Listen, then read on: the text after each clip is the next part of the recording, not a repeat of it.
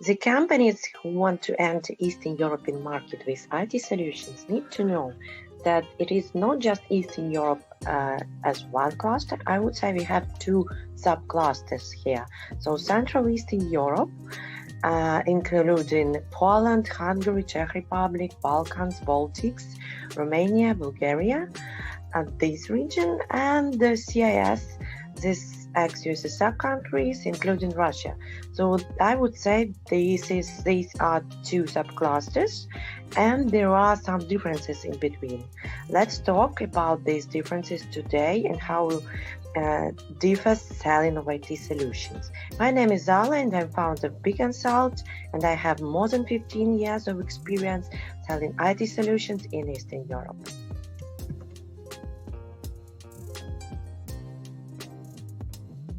To show you the difference between Central Eastern Europe and CIS, I made some comparison, and so what I have noticed from my experience. So in Central Eastern Europe, you can go easy for direct model.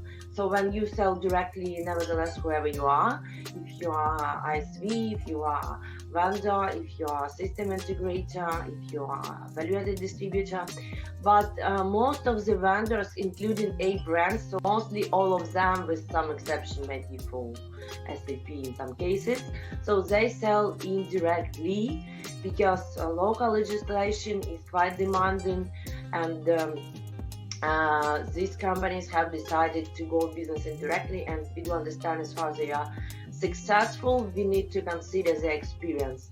So I would recommend in CS to run all the business indirectly. If we talk about relation-based selling, what I mean here, so how people make decisions based on relations or based on technologies, on the quality of technology, etc., etc.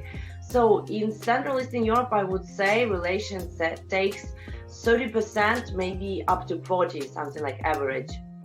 And the other stuff relies on technical products qualifications. In CIS, this is mostly 50-50.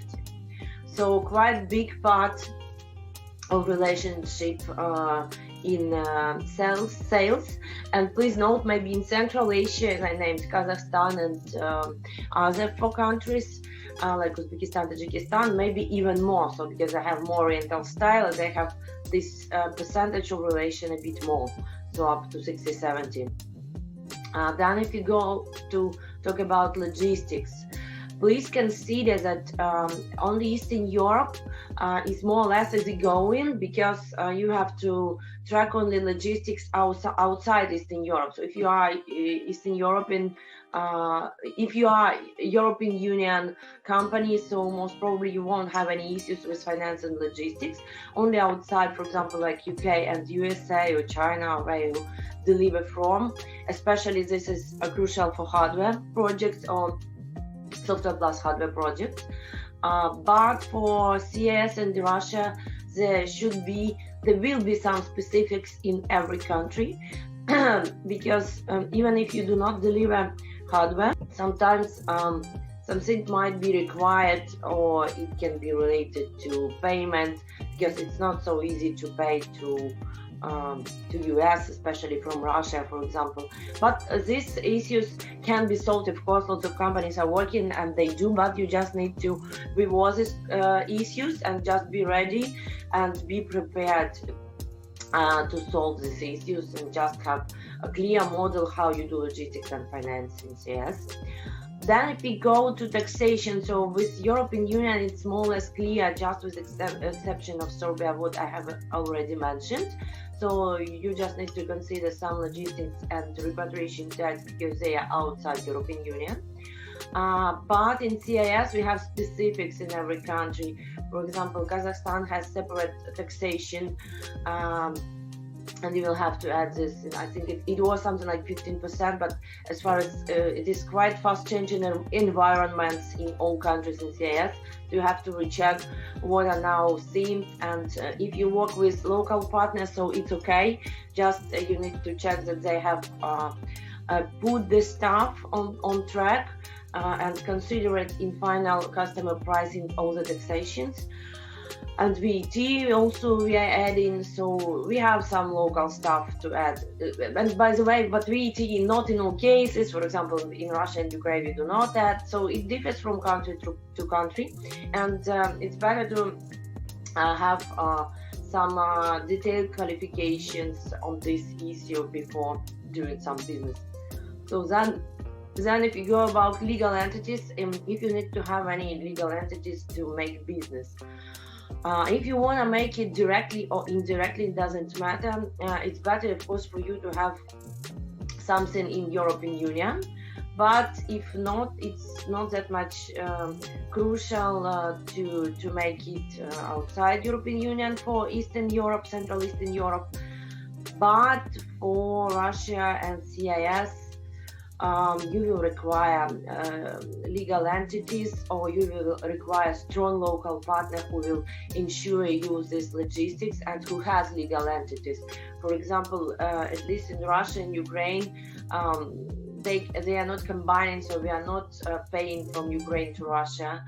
That's because that's problem. Russia is not paying to US easily because it's problem. Yeah, there are logistics companies, distribution companies who do solve these issues, but it is an issue. So please also consider if you go to these markets. About finance and payment. So in Europe, in US, lots of people used on post payments. So inside Central Eastern Europe, it's quite easy to pay outside and to go for post payment. That's normal stuff. Normally 30 days post payment, and you can extend it up to 60 or whatever you negotiate during the deal. But in Russia and CIS, almost everybody, especially in software, use the model of prepayment because there is quite non-stable economics and politics, and to ensure the risks, local partners and distributors go for prepayment. It can be 100% a partial prepayment, but the risk is quite high. And for example, in Russia, to pay abroad, it might be required 100% prepayment just not to provide credit line because of some compliance issues or whatever. So please also consider that there is some specifics. Yes, as I mentioned, in Russia, the deals, the size of the deal will be the biggest in CIS and maybe in whole region. But there is a price you have to pay. So there are lots of issues you have to solve if you get this deal. And so generally, I would estimate that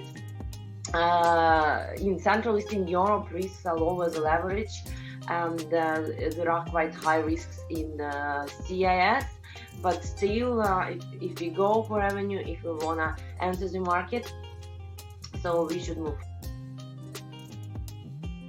bConsult can help you with general business consulting, how to enter new markets, how to enter Eastern Europe. We can help to define new sales and marketing strategy, to define best sales, indirect or direct model, to define key or focus countries, and we can also help you to find the right people, to find the right partners, and train them and develop a sales channel. So subscribe to us in social networks, subscribe to our YouTube channel. Looking forward to hear from you and put your likes, and meanwhile wish you happy selling.